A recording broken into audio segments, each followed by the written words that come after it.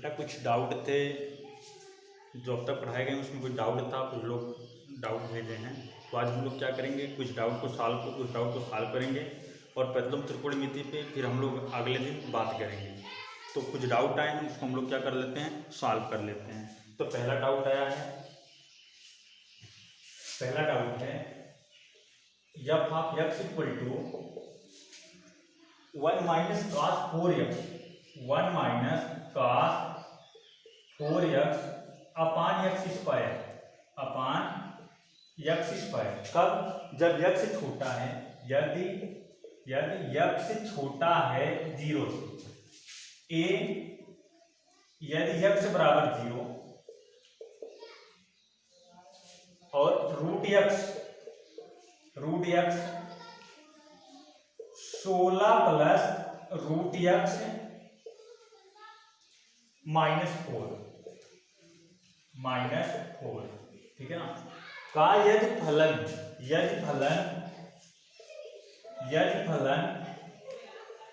x बराबर a पर सतत है,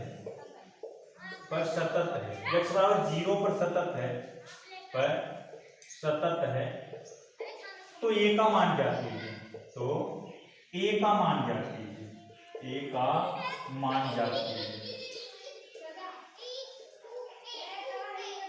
ध्यान से सुनिएगा, अगर x बराबर 0 पर दिया गया फलन क्या है, सतत है, तो हमको किसका मान फाइंड करना है, a का मान फाइंड करना है।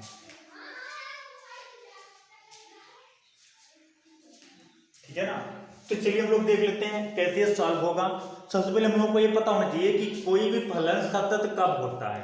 तो सतत के लिए आप लोगों को प्रॉपर्टी बताई गई थी, जब आप left hand limit equal to right hand limit equal to function की वैल्यू जब आप a, यानी जिस पॉइंट पे सततता की बात कर रहा है a वही पॉइंट है।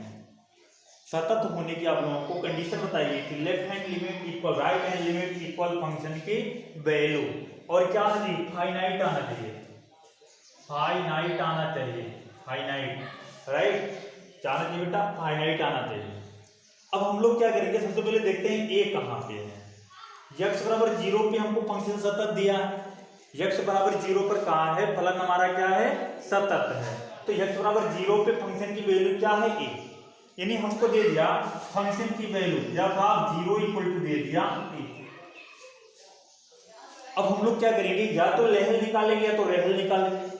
लहल आया तो a के बराबर होगा, और रेहल आ गया वो भी क्या होगा, a के बराबर होगा। ठीक है ना। तो सबसे पहले हम लोग देखेंगे लहल।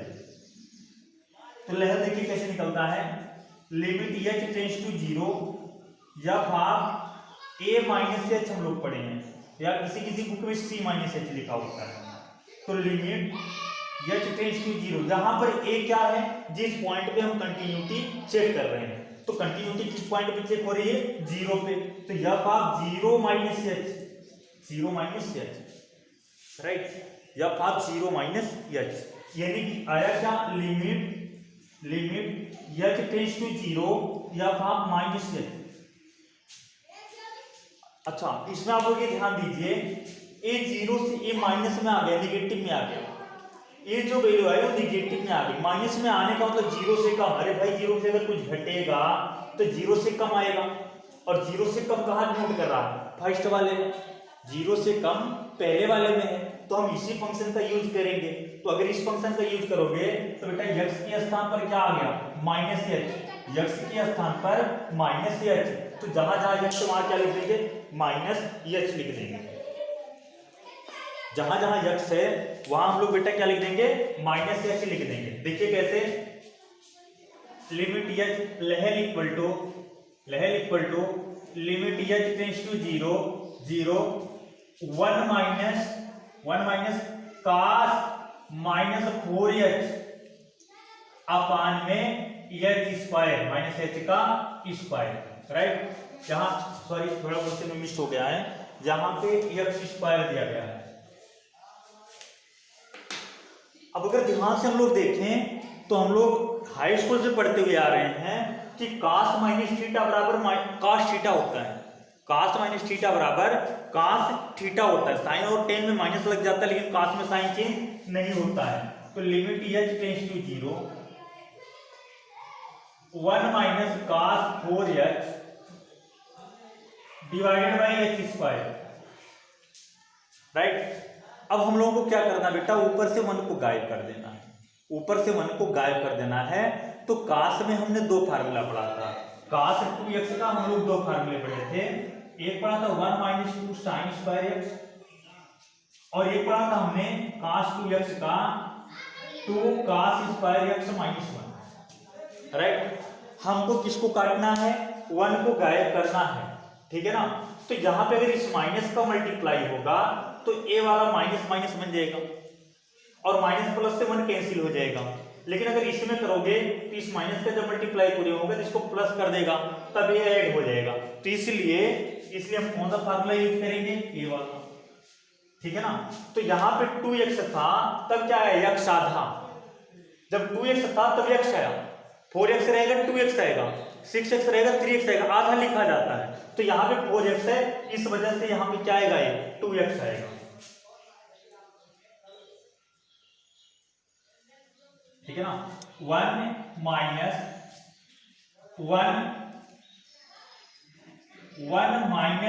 2 sine square 2x, sine square 2x अपान x नहीं दिया, h है, h square upon h square, ठीक है ना। बात आई होगी समझ में, हमने भी मल्टीप्लाई नहीं करके डायरेक्ट फार्मूले पे रख दिया, ठीक है ना।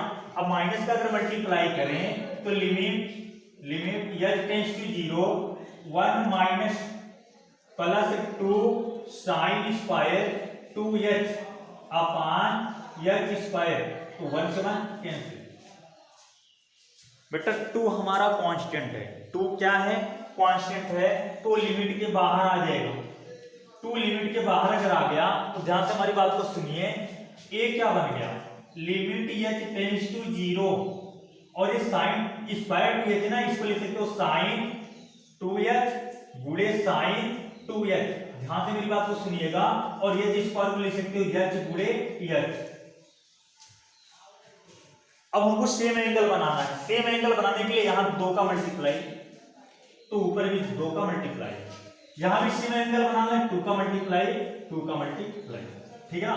अब बेटा इसकी वैल्यू क्या हम लोग पढ़े हैं, 1 sine theta upon cos theta equal to, limit में पढ़ रखे हैं 11th में 1, और साइन यहाँ भी साइन थीटा अपान नहीं साइन एक्स अपान एक्स, यहाँ भी 1 पढ़े हैं, और यहाँ भी हम लोगों ने n पढ़ा है। तो दोनों की वैल्यू 1, दोनों की वैल्यू कितनी हो गई, 1 हो गई। तो इसका मतलब लेफ्ट हैंड लिमिट कितना आया, 2 इंटू 1, ये पूरा का पूरा कितना हो गया 1, फिर इंटू 2 इंटू 2, तो left hand limit equal to 8, ठीक है ना।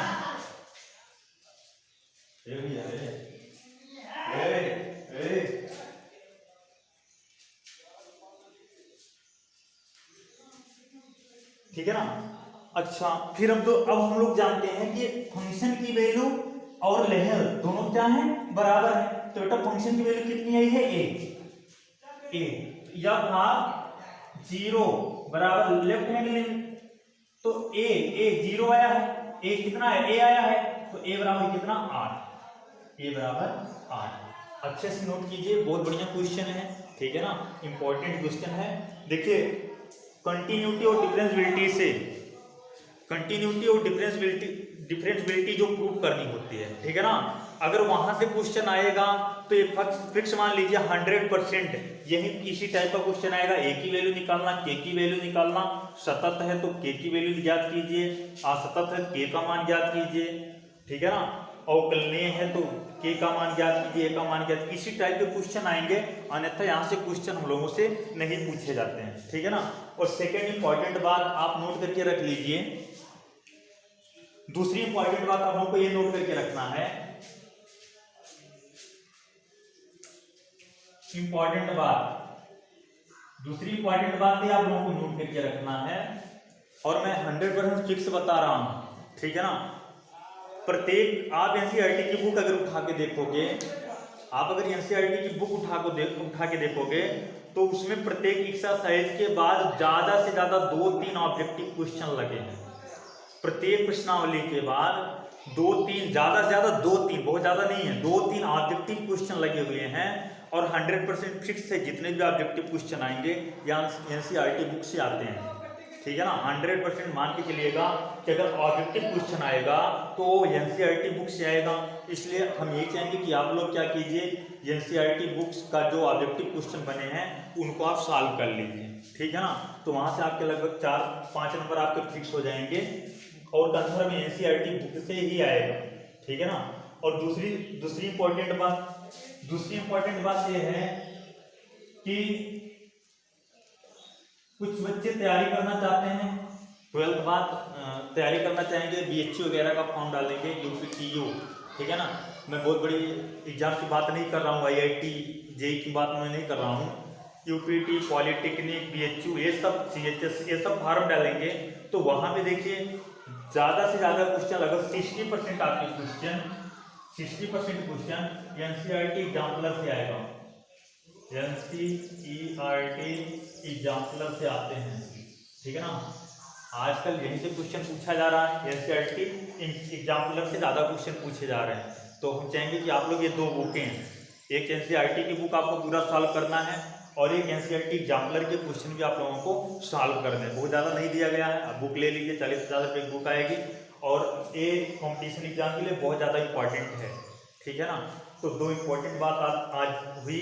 पहले आप लोगों के जो ऑब्जेक्टिव क्वेश्चन आने वाले हैं वो एनसीईआरटी बुक से लगभग पूछ लिया जाता है, 99% रही है कि वहीं से आएगा। और दूसरी बात, अगर कोई बीएचयू वगैरह का फॉर्म डालना चाहता है तो एनसीईआरटी एग्जाम्पलर के क्वेश्चन जरूर से जरूर सॉल्व करें। चलिए नेक्स्ट क्वेश्चन की ओर बढ़ते हैं।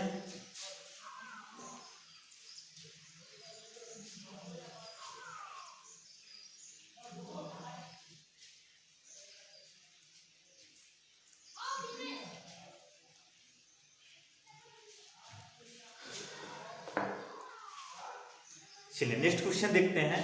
अगला क्वेश्चन आया है हम लोगों के पास, g of x equal to, ये क्वेश्चन ऑलरेडी पहले एक बार शायद बता चुका हूं, g of x equal to x minus mod का एक्स, मॉड में ग्रेटेस्ट इंटीजर एक्स, ठीक है ना। हमको ये प्रूव करना है कि अगर एक्स बिलोंग कर रहा है इंटीजर में, अगर एक्स क्या है, इंटीजर है, तो फलन असतत है, फलन असतत है। हमको ये याद करना है कि अगर यक्स इंटीजर है, इंटीजर मतलब पूर्णांक है, तो फलन क्या है, असतत है, ठीक है ना। ग्रेटेस्ट इंटीजर के लिए हमको क्या करना है, सॉल्व करना है। तो बेटा चलो देखते हैं कैसे सॉल्व होता है, थोड़ा आराम से इसको समझिएगा, अच्छा क्वेश्चन है। तो मान लेते हैं, माना कोई इंटीजर, एक इंटीजर ए है, एक पूर्णांक ए है। हमने मान लिया कि एक पूर्णांक क्या है बेटा, ए है। अब इसी ए पे अगर हम ये दिखा दें कि हमारा फलन असतत है, तो सभी पूर्णांक के लिए आ जाएगा, क्योंकि ए कोई भी पूर्णांक हो सकता है, राइट। अगर हम ये दिखा दें कि हमारा क्या है, असतत है ए पर, तो ए तो कोई भी पूर्णांक हो सकता है ना, तो हमारा ये क्या हो जाएगा, प्रूफ हो जाएगा, ठीक है ना। तो देख लेते हैं एक बार।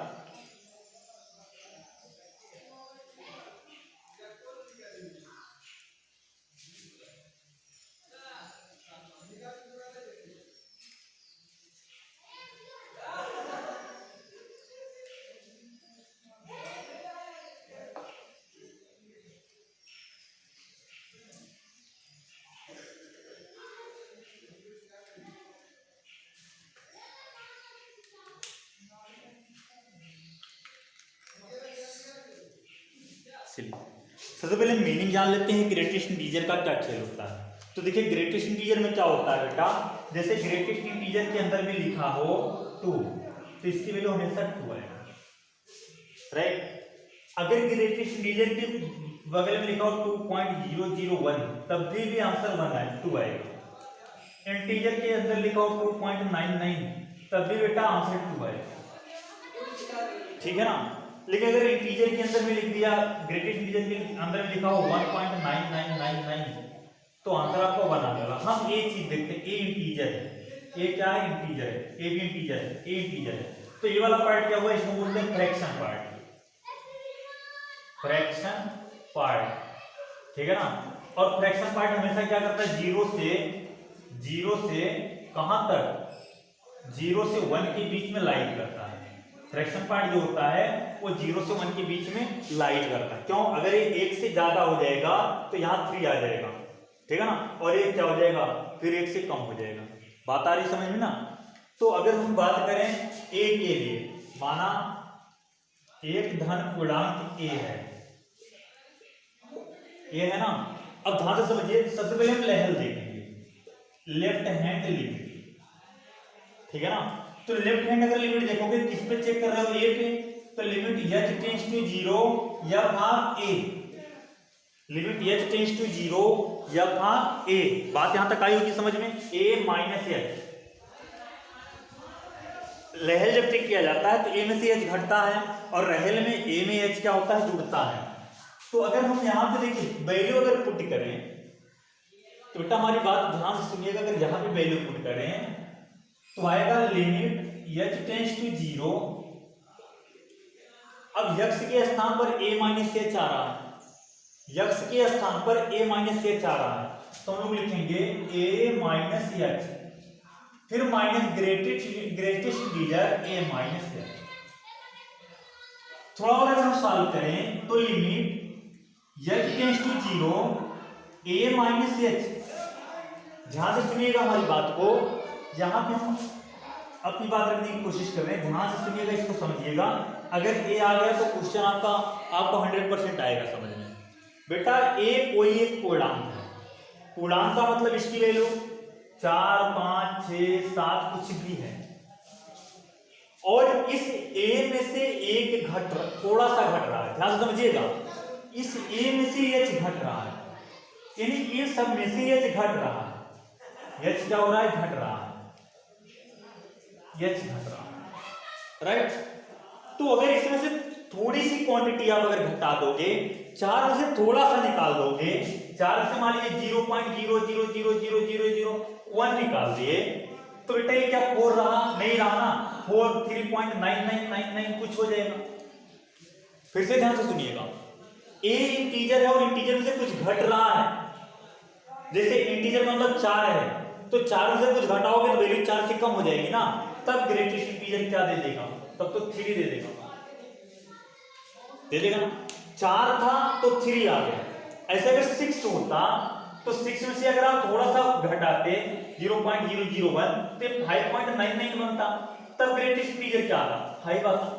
हमने ए की वैल्यू अगर 6 रखा तो आंसर 5 आया, एक्स की वैल्यू ए की वैल्यू हमने 6 रखा तो आंसर 5 आया। बात को ध्यान से सुनिएगा हमारी, हमने ए की वैल्यू अगर 6 रखा तो आंसर 5 आया, हमने ए की वैल्यू अगर 7 रखा होता तो आंसर कितना आता, 6 आता, 8 रखे होते तो 7 आता। तो एक घट के आ रहा है कि नहीं आ रहा है, तो एक घट के अगर आ रहा है तो ये आ जाएगा -a-1, जो वैल्यू आप पुट कर रहे हो उससे कम आ रहा है। तब देखिए क्या होगा, h टेंड्स टू 0, तो ये तो 0 हो गया, a माइनस का मल्टीप्लाई -a + 1, तो a से कैंसिल, लहर इक्वल टू कितना आ गया, लहर इक्वल टू आ गया 1। उम्मीद है आप लोगों को आया होगा समझ में। बेटा ये एक जो घटा है h की वजह से घटा है, किसी भी इंटीजर में से अगर थोड़ा सा आप निकाल दोगे तो वो एक कम हो जाएगा।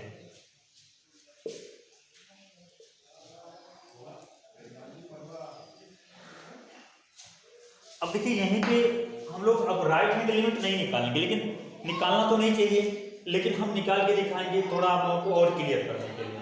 अब अगर हम फंक्शन की वैल्यू निकाल लें या आप में, तो यह आप में निकालोगे तो x के प्लेस पर बेटा कितना आएगा, a आएगा, ठीक है ना। तो इधर हो गया a माइनस ग्रेटेस्ट इंटीजर। अब इसका मतलब क्या हुआ, इसका मतलब ये होगा a माइनस a, कैंसिल हुआ 0 है, ठीक है ना, या आप a इक्वल टू 0 है। कैसे कैसे ध्यान से सुनिए, a क्या है, इंटीजर है, इंटीजर का मतलब 5 6 7 8, और उसका खुद ग्रेटेस्ट इंटीजर स्वयं होता है। हाँ कब घटता है, जब पॉइंट लगा होता है, तब पॉइंट हट जाता है, ठीक है ना। तो तो ए का क्या आएगा, ए ही आएगा, कैंसिल हुआ 0 आया। तो यहीं से हम अपनी बात खत्म कर सकते हैं कि left hand limit not equal to function की वैल्यू के, इसलिए हमारा फलन क्या है, असतत है। कर सकते हैं ना। तो थोड़ा सा अभी हो सकता है इसमें डाउट हो आप लोगों को ग्रेटेस्ट इंटीजर में, इसलिए हम यहाँ पर रेहल भी निकाल के बता रहे हैं, जरूरी नहीं निकालना। तो real limit h tends to 0 या आप a प्लस एच हो गया,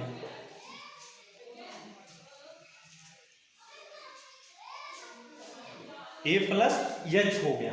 तो ध्यान से समझिए, लिमिट एच टेंड्स टू 0, बेटा x के स्थान पर a प्लस एच आया, माइनस a प्लस एच आया। अब ध्यान से समझिए हमारी बात को, limit h tends to 0, a plus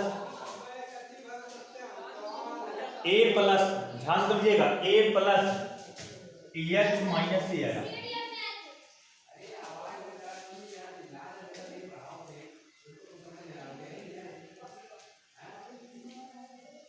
ठीक है ना। तो अब देखिए यहां पे a कैसे आया, a एक ग्रेटेस्ट इंटीजर है। ग्रेटेस्ट इंटीजर मतलब 5, 6, 7, ठीक है ना। और ये बहुत छोटी क्वांटिटी है, तो अगर बहुत छोटी क्वांटिटी जोड़ोगे, जैसे प्लस 0.11 जोड़ोगे तो 7.01 बनेगा, तभी भी ग्रेटेस्ट इंटीजर 7 ही आएगा, सेम आएगा। ठीक है ना। तो इस वजह से ए से ए कैंसिल, एच बराबर 0, तो राइट हैंड लिमिट 0 आ गया। ठीक है ना। तो आप फाइनली क्या लिखोगे, left hand limit not equal to function equal to right hand limit. जब इतना सॉल्व कर लिया लिख लीजिए, नॉट इक्वल टू फंक्शन की वैल्यू। ठीक है ना। अतः दिया गया फलन असतत है, अतः दिया गया फलन असतत है, अतः दिया गया फलन क्या है, असतत है। चलिए नोट कीजिए, नेक्स्ट डाउट हम लोग देख लेते हैं एक बार, वो भी बहुत ज्यादा इंपॉर्टेंट है।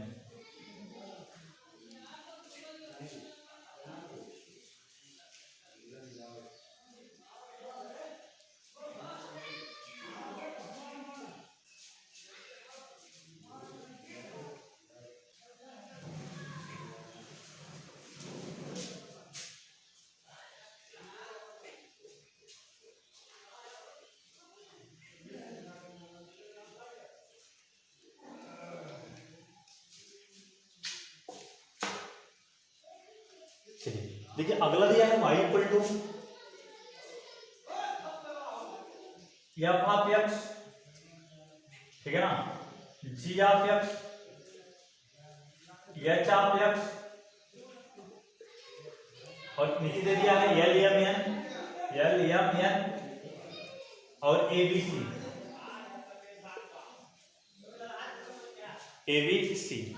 तो सबसे पहले बेटा हम लोग क्या करेंगे, इसको एक्सपेंड कर लेंगे।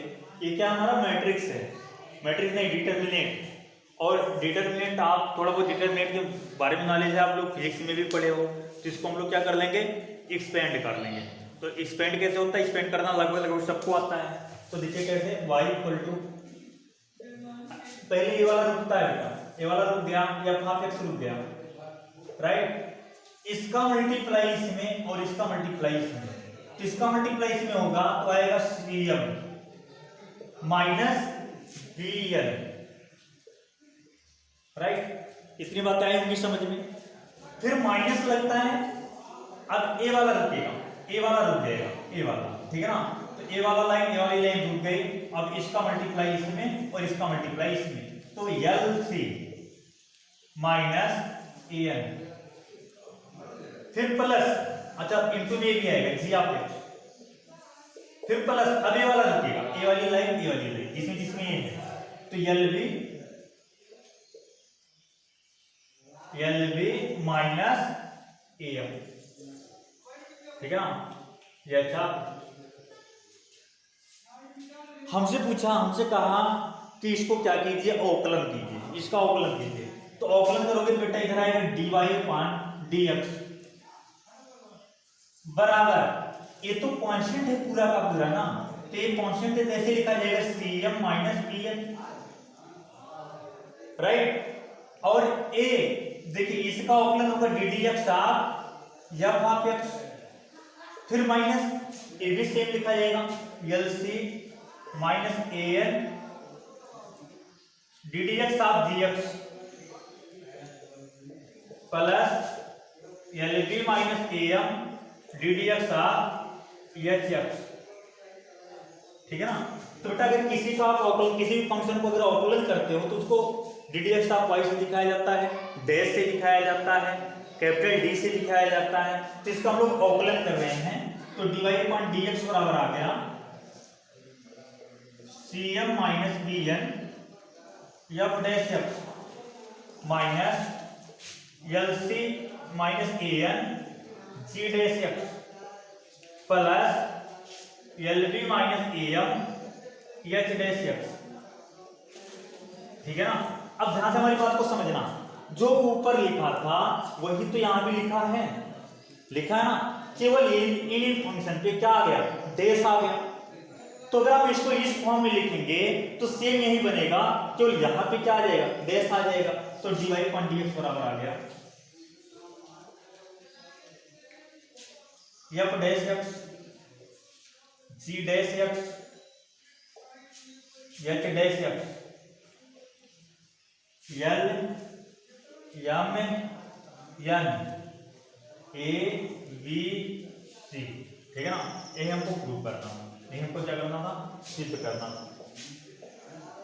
ठीक है ना। हाँ, आगे अगर डाउट आता है तो फिर आप लोग सेंड कर सकते हैं, और देखिए वीडियो ही बनाया जाएगा, ऐसे पर्सनली एक स्टूडेंट को सॉल्व करके नहीं सेंड किया जाएगा। ठीक है ना। और आप कृपया आप लोग जो भी क्वेश्चन सेंड करें ग्रुप में सेंड करें, पर्सनल नंबर पे क्वेश्चन ना सेंड करें।